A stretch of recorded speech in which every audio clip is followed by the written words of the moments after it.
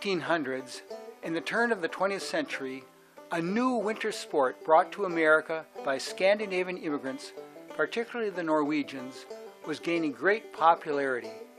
It was a sport that demonstrated strength, skill, balance, poise, nerves, and daring all rolled into one. Thousands would turn out to watch these events.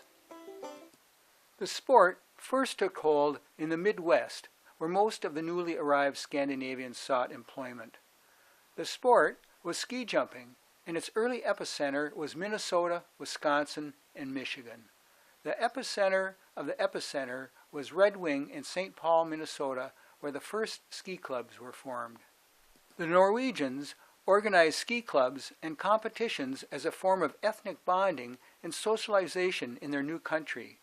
Some clubs even required Norwegian ancestry to become members. Two Norwegian brothers, Torjus and Mikkel Hemmesvet, who had immigrated to Red Wing, were the spark of the new craze taking over the Midwest. Their Aurora Ski Club of Red Wing, formed in 1886, organized the first recognized ski meet in 1887. Offering daredevil thrills, it soon became a great winter spectator sport. Led by the Hemmesvet brothers, the Aurora Ski Club became the envy of the Midwest with a graceful jumping style brought from Norway by the two immigrants and dominated the competition. This telemark jumping style became known as the Red Wing style. An early observer and fan of these two brothers and the club was a young Norwegian, Ole Mangseth from Frederick, Wisconsin, who joined the Aurora Club in 1906. Ole recalled in 1930, "It wasn't how far one went," he said, "but did I have enough Red Wing?" With the growing popularity of skiing, in 1879, the first U.S. ski manufacturer, Martin Strand, opened his company in New Richmond, Wisconsin, followed by another in St. Paul started by C.A. Lund called the Northland Ski Company. By 1911, Northland was making more skis than any other company in the world.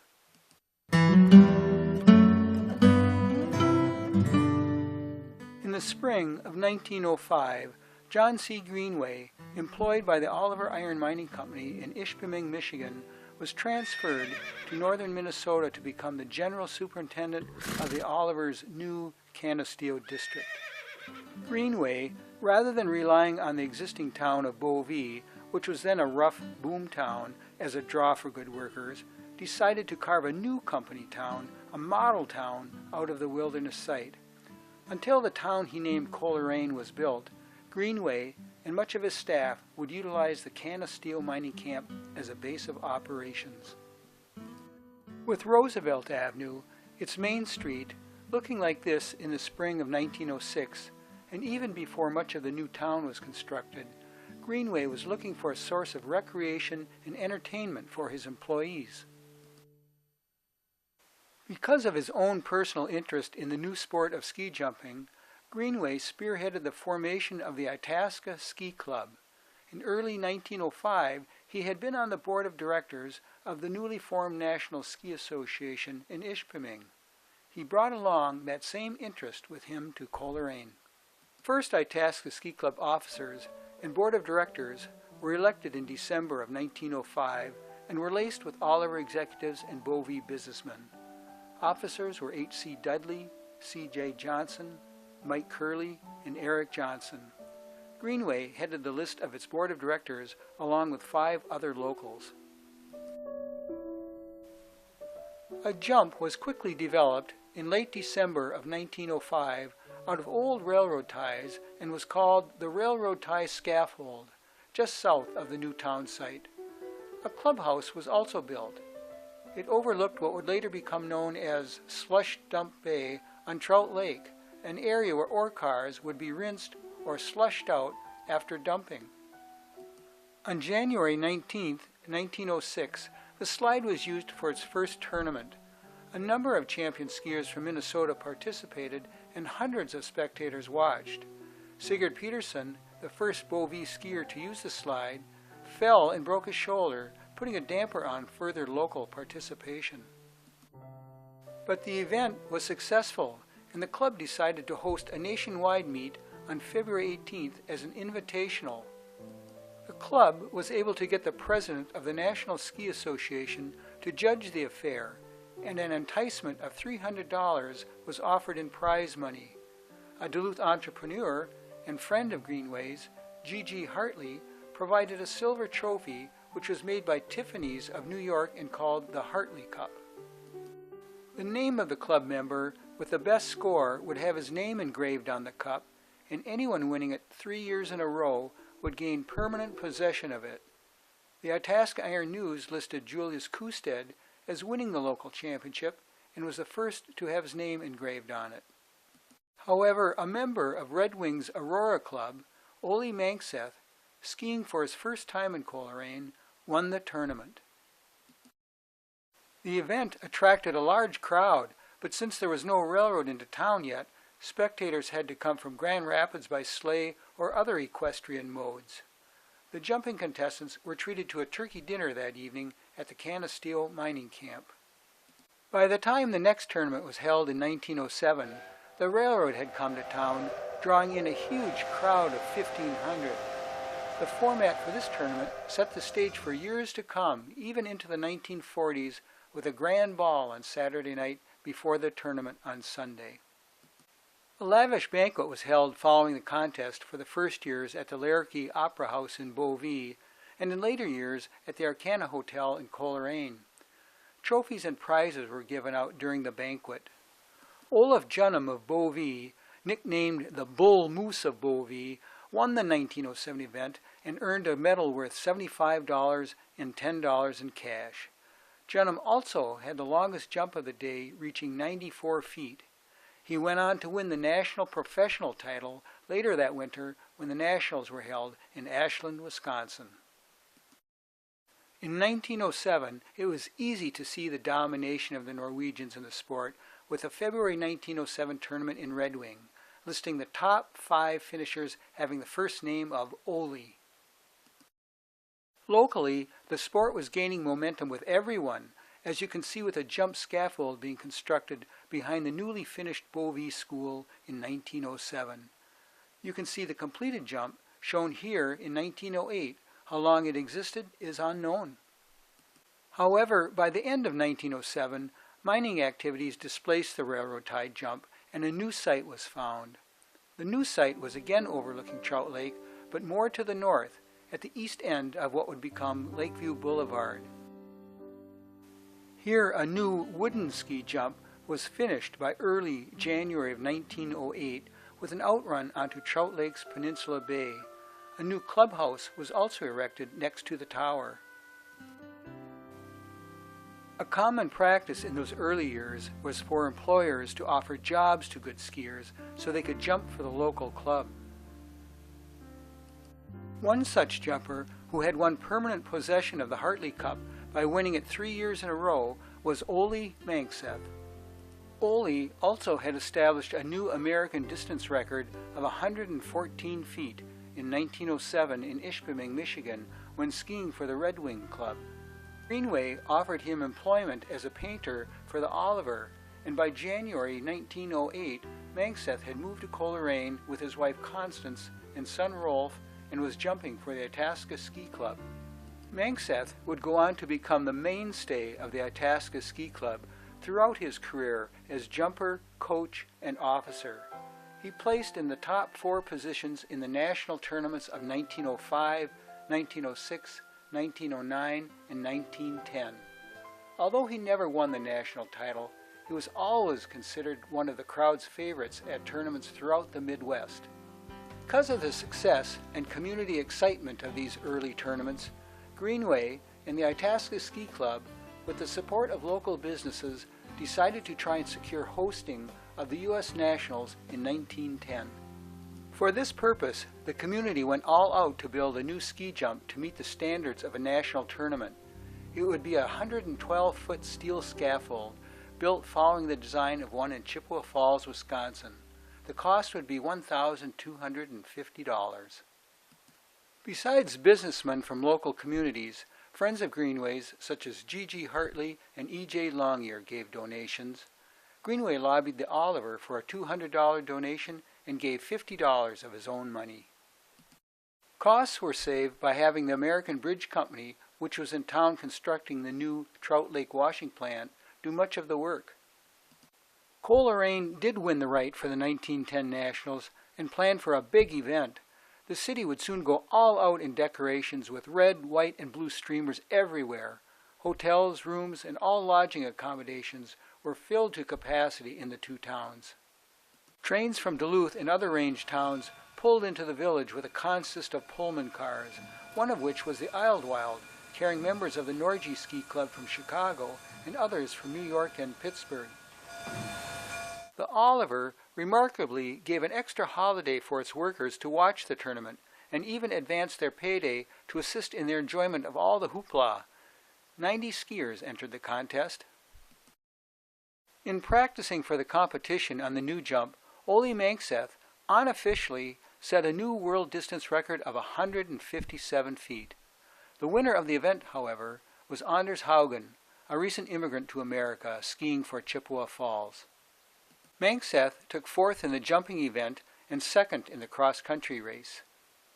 The sensation of the day, however, was young Barney Riley of the Itasca Ski Club, who won the Class B championship, out-jumping many of the Class A participants. The usual banquet and celebrations capped off the festivities. This event was a major occasion, and along with Coleraine's previous tournament successes, had a big influence on the other young towns of the Iron Range to form ski teams and develop jumping hills.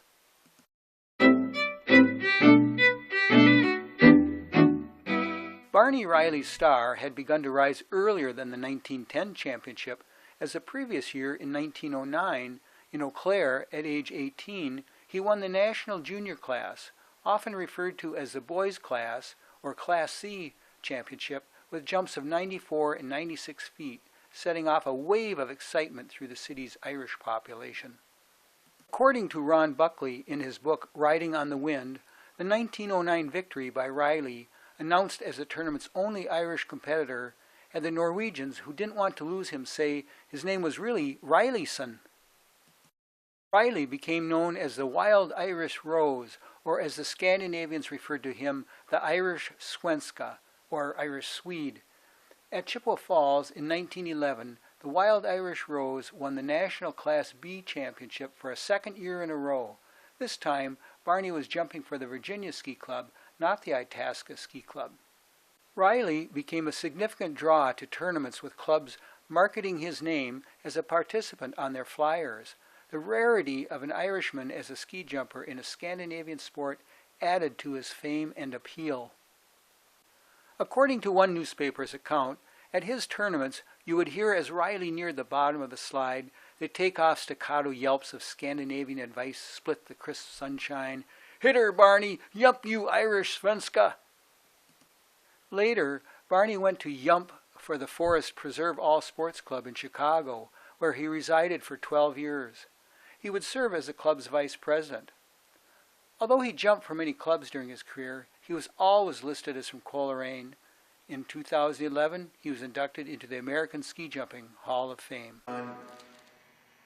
Basically, the sport was dominated by the Norwegians and the Scandinavians, and Barney Riley was Irish, which, there weren't very many Irish skiers back in the early days, and it was fun because he would beat the Norsemen at their own game, and it was a big deal, The Irish skier from Coleraine, it was national news all over how this Irishman could, kick some butt on the Scandinavians, and must have been fun. I wish I would have been around in that era to see it. Barney Riley was kids' hero all throughout the Central Division of the United States. The kids would look up to Barney Riley as, hey, Barney's coming to our club for the tournament Sunday, and he was a big draw. Barney Riley was, yeah.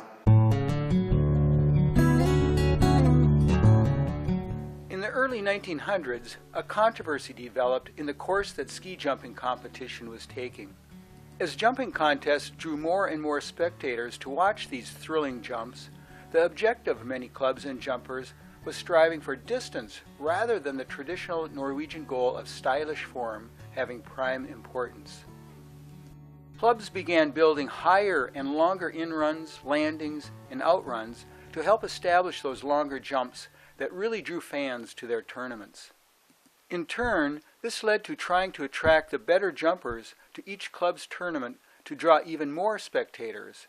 To do this, cash prizes were offered to the winning participants or even employment in the club's town to get better jumpers into their club.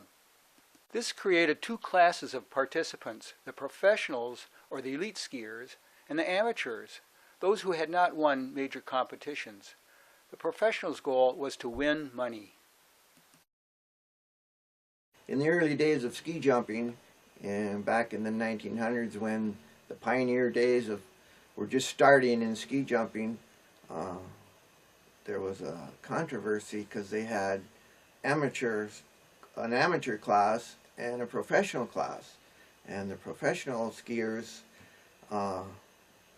would get cash prizes which they liked, and then there was the amateurs that didn't quite meet up to the standards of the professionals but yet were very good skiers. Clubs started building bigger ski jumps to attract spectators, more spectators. The clubs were charging money for the spectators to watch a tournament. It might have only been 25 cents or 50 cents in those days, but still that was big money, and they used to get crowds of up to 1,500 to 2,000.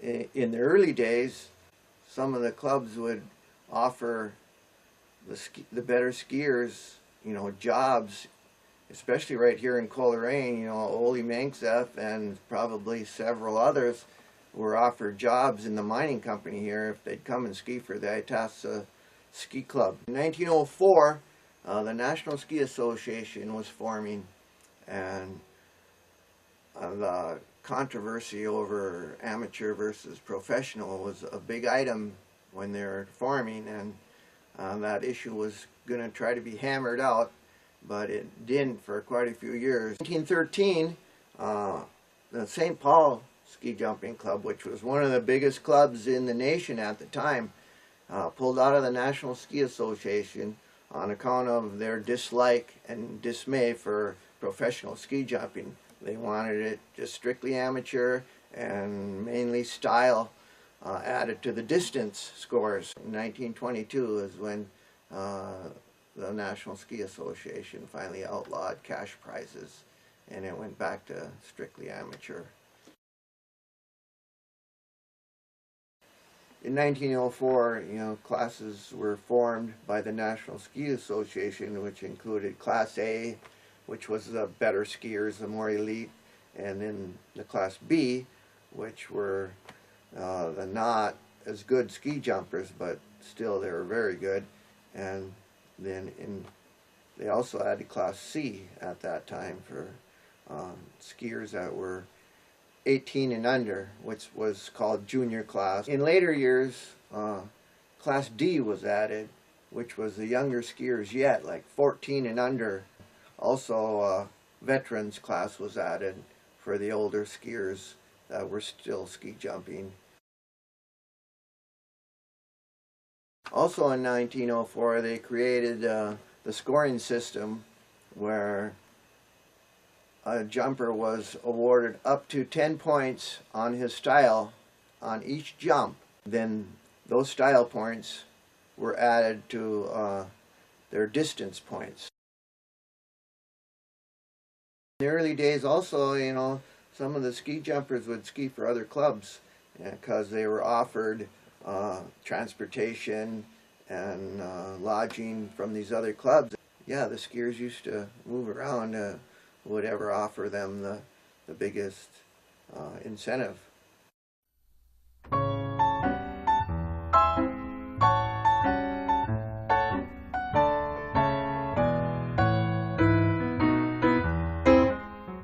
With the Great War raging in Europe, there was a worldwide slowdown in ski competition for a number of years, but that changed as the 20s approached. With Ole Mankseth as the captain and E.R. Blair as the club's president and chief booster, the Itasca Ski Club began a renaissance.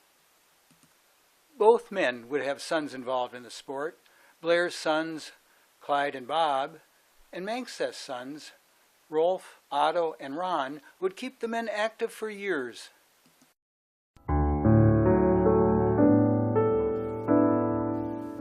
In these two portions of a group photo taken of participants during the February 1923 Nationals in Minneapolis, we see a number of skiers representing Colerane's club. Sidney Bud Tregillis, number 2, Clarence Laramie, number 1, Rolf Manxeth, Clyde Blair, E.R. Blair, Otto Manxeth, Barney Riley, number 18, Bernd Hansen, number 19, Ole Manxeth, number 20, Helmer Martinson, and Ron Manxeth. Rolf was victorious in winning the boys' National Class C during this 1923 tournament. Here we see much of the same group back in Coleraine with Bernd Hansen's brother Obert also present. It is interesting to note that both Barney Riley and Bernd Hansen were chosen as alternates to the first World Olympics held in France in 1924. And Barney Riley may have actually been selected as a participant, according to a South Dakota newspaper article, but gave up his position after the Swedes protested that he was still a professional even though he had returned to amateur status. Rolf Manxeth's abilities continued to impress the competition throughout the 20s. He went on to win the National Junior or Class C championship for 2 more years in 1924 at Brattleboro, Vermont, and 1925 at Canton, South Dakota. He was also runner-up for the National Class B championship in 1927 at Denver and named to the 1930 All-American team. In 1932, he was selected to try out for the U.S. Olympic team. He and Bernd Hansen frequently made headlines in the late 20s and early 30s. He continued to compete through the 1930s and won numerous first place and runner-up honors in over 30 years of competitive skiing. Like his father, he also coached younger skiers at the Itasca Ski Club. The family did not stop with those championships, as younger brother Ron followed the family tradition by winning the National Class D championship in 1928. Ron would ski for the Itasca Ski Club until partway through 1939. This photo, used earlier to demonstrate the type of prizes awarded during early ski jumping tournaments, is actually a collection of the prizes and trophies won by Ole and Rolf Manxeth over their careers. One would think they could have opened a jewelry store with all of their winnings. And here is just a sampling of Rolf's medals on display in the club chalet at Mount Itasca. His father, Ole, became treasurer of the U.S. National Ski Association from 1925 to 1928 and was inducted into the National Ski Hall of Fame in 1968. 1925 was a particularly big year for the Itasca Ski Club when it became incorporated and changed its name to the Itasca Ski and Outing Club. They hosted their tournament the first week in March and held a cross-country race on Saturday prior to the jumping event on Sunday. The club, as noted in its new name, wanted to expand opportunities for outdoor recreation for the community's youth and to enjoy wholesome health. The club would promote tobogganing and skating in the winter and swimming and boating in the summer. They developed a huge skating rink near the base of the landing for the jump and erected a warming house for the youngsters to escape the cold. The new rink was a stimulus for the community to form its first hockey club, which was allowed to use the rink Tuesday and Thursday nights for practice, with games on Sunday. The complex became the center for outdoor recreation for the town's youth. Besides the rink, the club began the construction of a toboggan slide adjacent to the jump's landing, offering thrilling rides. However, a poor snow year and shortage of volunteers delayed its opening, and the club had to promote a campaign for donations of $1 in lieu of volunteer labor to finish the project. Local businesses, like the Peterson and Goodwin hardware store, began marketing products to take advantage of the club's new developments by selling skis, skates, and toboggans. Another footnote of interest in the club's big year of 1925, besides Rolf Mankseth winning the National Class C championship held in Canton, South Dakota, was that the winner of the National Class A championship in Canton was Alfred Orrin of Ironwood, who had ties to Beauvais Coleraine when his brother Roy moved from Ironwood to the area.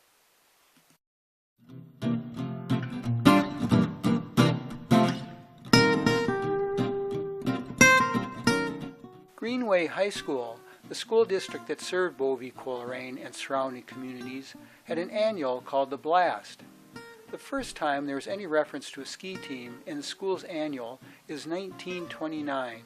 The skiers are referred to as a club rather than a team and are not featured in the athletics section. The club was made up entirely of Itasca Ski and Outing Club members. In the 1929 photo, we see standing in the back row Scotty Gibson, Ernest Knutson, H.W. Dutter, the superintendent, Julia Strand, and Joe Berg. Seated in the front row are Johnny Webster, Charles Lothrop, Ron Mankseth, Joe Haverkost, and Arvid Mielsness. The Mielsness name is another name, like the Mankseth name, that passed on in the ski club for generations, and the families became linked by marriage. Well, I guess the family's really connected when, my mom married my dad. Mm-hmm. And I think I was really fortunate to grow up in a situation where I had my dad, who was quite famous in ski jumping. Of course, Grandpa Ole was famous, and my dad's younger brother Ronald, Class D champ. But sort of overlooked in this whole works is the Mielsness side. My mother, Thora, had two sisters, Margaret and Helen, and she had four brothers, the oldest being Clarence, I believe, and then Stanley. And then Arvid, who went by the nickname Skinny, I recall, when he was ski jumping. And then the youngest brother was Harold, who I called all my life Tussie. I don't know where he got that name, but he ended up being the high school champion in 1941 anyhow. So it was quite a heritage and a history in my family. Probably the most unique one of the Mielsness brothers, I think, as far as different things that he did would have been Arvid. I think if they would have had gymnastics in Arvid's day, he would have been a state champion. I recall he lived in second edition up toward the water tower up there, and I was up there one day and he started walking. They lived in the middle of the block, and he started walking down to the end of the block on his hands. He turned around and he got halfway back to the house and he was actually running on his hands. And I thought, this is really something. It was pretty awesome for me, being a little kid, seeing him. Another thing, we're at my Grandma Mielsness's house when I was younger, maybe it was Christmas or Thanksgiving, and he set a kitchen chair out, put his head on the chair, put his feet on another kitchen chair, his heels, and he let me sit on him and even bounce on him. His stomach muscles were so strong that it was just unbelievable. And then he'd get up and he'd take a broomstick and he'd jump in and out of the broomstick so fast that it made your eyes blink. So just an amazing person. Supposedly he even rode the big slide and did a somersault or something and landed on his skis. And I know that skiers nowadays in extreme skiing have those little skis and do it, but to think of I don't know how long the Northland skis were, 8 or 9 feet, but to do that was, to me, just a pretty amazing thing. So Arvid was really something else in regard to all of that stuff. When he landed, he slapped down the most steady red wing that there could have been, and he didn't move one muscle, and he usually had his arms out like this straight, but I mean, anybody at the tournament knew that was Skinny Mielsness riding that jump, and Arvid was really something that way. I don't think any of the Mielsnesses ever got the the accolades that the Mankses did, because I guess they were national champions, but they certainly were a big part of skiing in Itasca County and Coleraine, that's for sure. The 1930s introduced a changing of the guard for the club as the baton was passed from one generation to the next. E.R. Blair, the club's president for the past 18 years, retired from his position in 1930. As the next generation took over, Obert Hansen became the club's president in 1932, and a resurgence of energy took place. Hansen also took over management of the toboggan slide, placing ads in the Itasca Iron News to promote its use. Reportedly, the slide produced speeds reaching 80 miles per hour. With the effects of the Depression still bogging down the economy, the club constantly struggled with obtaining necessary funds. Having raffles during the 30s was a common way for them to raise capital. Every holiday season, the club organized turkey raffles and sometimes raffled guns and other items. However, what seemed like the most unusual item, but probably practical one year, was 1 ton of coal. Even a baseball game on skates was devised as a moneymaker. The Itasca Ski and Outing Club took on the Junior Commercial Club of Grand Rapids. The game was a thriller, tied 7-7 when it had to be called because of darkness. In 1933, the club adopted orange and black as their official colors and chose a flying winged logo which it embossed on their newly purchased sweaters. These club sweaters would be worn by those club members competing for the high school as well as the Itasca Club. It is probably safe to say that in the 1930s, the sport of ski jumping and the Itasca Ski and Outing Club were at their peaks. The Greenway team dominated the sport at the state tournaments during the decade. The first Minnesota high school ski jumping tournament was held in Duluth in 1932 and called the Arrowhead Interscholastic. Greenway High School, with its Itasca Ski and Outing members, swept the tournament by winning as a team, and member Harry Turgillis Jr. took first place in individual jumping. Other members of the team were Eugene Wilson, Ernest Knutson, and Benny Mitchell. Turgillis continued to do well after high school, but the economics of the day made it difficult to stay in the area. In 1935, the club worked hard to find local employment for Harry. Unsuccessful, he left to jump for the Aurora Club in Red Wing, and in 1937 moved to California to ski for the Viking Club. In the second year of interscholastic tournaments in 1933, Gene Wilson won the individual jumping title at the state meet, again held in Duluth. The team as a whole came in second, a half a point behind Duluth Central. Wilson had left school in the 8th grade to help support his family financially, but apparently was recruited by the high school to compete in the 1932 and 33 events. In 1934, a young Roy Laramie won the individual jumping crown of the state tournament's junior division. In 1935, Laramie took the national junior title at Canton, South Dakota. During that same tournament, a young 85-pound Bob Riley caught the attention of everyone. From 1936 through 1939, Laramie won the state's senior division's individual jumping championship and participated with the entire team, taking the state title in 1937 and 38 in jumping. Participants in the 1937 team were Bill Dzelski, Bob Riley, Louis Brousseau, Bill Hitchcock, and Laramie.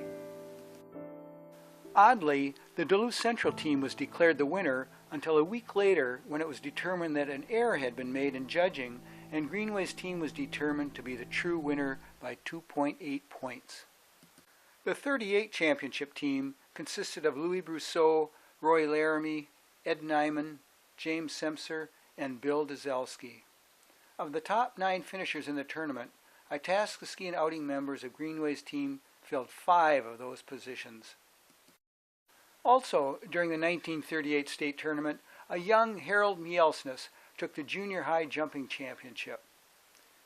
Both the 1937 and 38 state ski tournaments were held in Coleraine, and in 1939 the state added slalom competition to the event.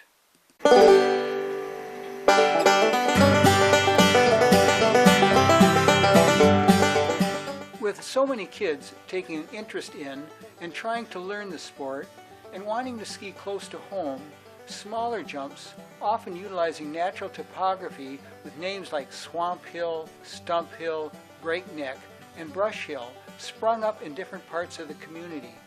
But the most used was Brush Hill on the western edge of Coleraine. It became the official jump of the Junior Itasca Ski Club, with many tournaments held there. Brush Hill and Breakneck were used into the early 1960s, and Brush Hill even revived in 1996 for a special tournament. Saturday nights, in the early years, before the tournament, there would be a torchlight parade from downtown through 2nd Edition to the hill, where some jumpers put on a torchlight jumping show. The end of the night jumping signaled the beginning of the ski club dance. Dr. Harold Finney Lager, in his article on range history titled Skiing from Necessity to Pleasure, gave a composite description of a typical Itasca ski and outing tournament during the 1930s. He writes, "Advanced publicity and flyers had already been done prior to the final preparations on Friday afternoon before the big meet on Sunday afternoon, which was usually the first Sunday in March. The whole community pitched in. Snow, sometimes from the surface of Trout Lake, would be shoveled into gunny sacks and carried by a tandem of men up the scaffold in-run. Schoolboys with skis would pack the landing over and over to the perfection of elder club members. Friday afternoon also brought the arrival of the contestants, who came by train, bus, or automobile. They came with long skis slung over their shoulders from lumber camps, farms, and towns from as far away as Devil's Lake, North Dakota, and Negaunee, Michigan. Saturday started the testing of the jump hill for standardization, and there was always a debate about the amount of upshoot off the bump or takeoff point. The critical eyes of visiting skiers and past masters like Paul Laramie would echo these demands to sugar and level certain spots of the in and out runs with snow. After all had taken their practice runs and given their approval, the in-run was laid to rest with a layer of snow wax, which was a thin slurry of water and snow. The celebrating started on Saturday night at the ski dance, and some would sneak out to the various Bovey Coleraine pubs to toast the next day's successes. The talk of old meets, spectacular jumps, and old skiing friendships was slightly dominated by the dominant, more prevalent Scandinavian brogue. It was sometimes humorous to see some of the traveling trophy cups carried from tavern to tavern as they toasted the ancient Viking Skål. On Sunday, the ski tournament started around 1, with a final inspection by the hill master, who was granted strict authority. The in-run was garnished with pine sprigs and 2 small American flags on the tip of the takeoff. The landing hill had a garland of evergreen on each outside border, and the elevated judges' scoring stand had a large American flag flowing beside the knoll. The Coleraine City Band pumped out the national anthem on their frozen brass instruments, and the tournament was on. The hill master waved his official flag to signal the trail master, usually an older, honored skier, to make the first run and set the tracks for the ensuing skiers. Where the jumper touched and dragged his ski heels was marked by 3 men with sapling rods who spanked the snow and arbitrated the exact spot of distance. In proper protocol, the foreman of the 3 markers called off to the scorer the footage of the jump by reading a brass chain which aligned the ski hill. The 3 judges then computed and announced the distance and form score to the cheering audience. When the tournament was over, the official banquet was held at either the Coleraine Oddfellows Temple or the Arcana Hotel. Donated prizes, of which many were practical work clothes or groceries, had been displayed in various shop windows. These were dispersed along with traveling trophies to the various winners. Speeches, plans, and commitments were made for another good year of skiing. This description by Dr. Lager indicates that there had been little change in the tournament's basics since they began 30 years earlier.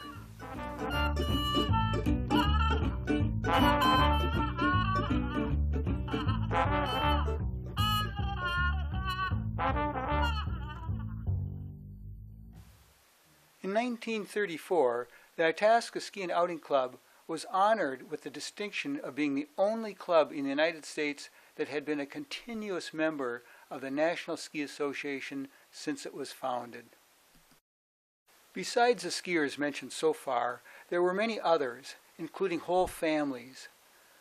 Just some of the names during the 30s were Burger Van, Mickey Secker, Stan and George Fremont, Bud, Tony, and Earl Lafreniere, Hans Markin, Marvin Mack and Ben Mitchell, Louis Stowe, Nick Krumpetich, Curtis Miller, Roy Steffes, Cliff King, Albert Hermiston, Warren Sackett, Bob Druitt, Harold Tangard, and many more, including local businessmen. Membership would be over 100, and a small number would be women. Itasca skiers who were turning heads in the Midwest in the mid-30s were Gene Wilson, Roy Laramie, Bob Riley, and Ron Mangseth. In short order, their notoriety in ski circles would spread from the Central Division of the Ski Association to much of the country. In 1936, the national tournament was held in Red Wing, Minnesota. Just 3 years after winning the state interscholastic title, IS&O's Gene Wilson won the National Class B Championship with jumps of 165 and 156 feet. Also participating was Coleraine native Little Bob Riley, nephew of Barney Riley, the smallest jumper at the tournament participating in Class C. He took 5th in his class, but was the darling of spectators. He was more surprised when prior to the banquet he was adopted by the local Sioux tribe. Chief Hazen W. Redwing presided over the ceremony in which he was adopted and named him Little Chief Flying Cloud. The following month, both skiers would travel on to Chicago to ride in the Chicago Times Heart of the City Ski Fest held at Soldier Field. It would be labeled the first ski tournament ever held inside a city. With snow and near 0-degree weather, over 30,000 spectators showed up. Harold Anson, in his book Jumping Through Time, said, quote, "Ski jumping became the dramatic winter event in the Chicago area. High speeds, spectacular spills, and entire events right in front of the viewers," unquote. I would suspect the sport in its day offered the same excitement as car racing today with all its thrills and spills. 57,000 spectators at Soldier Field watched one evening exhibition in 1938. Despite the bad weather, which produced a lot of falls, Gene Wilson showed them what a Coleraine boy could do. He took first place in Class A, besting John Elverum, a former national champion. This was just 2 weeks after capturing the National Class B championship in Red Wing. The Coleraine boys continued to be busy throughout the late 30s, going from tournament to tournament, and placing at or near the top in all of them. In 1939, Roy Laramie, Gene Wilson, and Ron Mangseth were invited, all expenses paid, by the Auburn Ski Club of California to participate in the Golden Gate International Exposition on Treasure Island in San Francisco Bay. The Auburn Club, after having difficulties attracting thousands of spectators to their competitions in the difficult-to-get-to Sierra Nevada mountains, had earlier decided to bring the jumpers to the population instead. It required putting steel sections together to create a temporary jump, hauling in ice, chipping it into small pieces, and then spraying it on the ski surfaces. Spectators were thrilled with the result. Also, Wilson, with his recent string of competitive successes, won the right to participate in the 1940 Olympics to be held in Finland. Unfortunately, with the invasion of Finland by Russia in November of 1939, the Winter Olympics had to be canceled out. After returning to Coleraine in March of 1939 from skiing in California and Montana, Mangseth and Wilson decided to move to California, where Mangseth would ski for the Auburn Club for the rest of his career.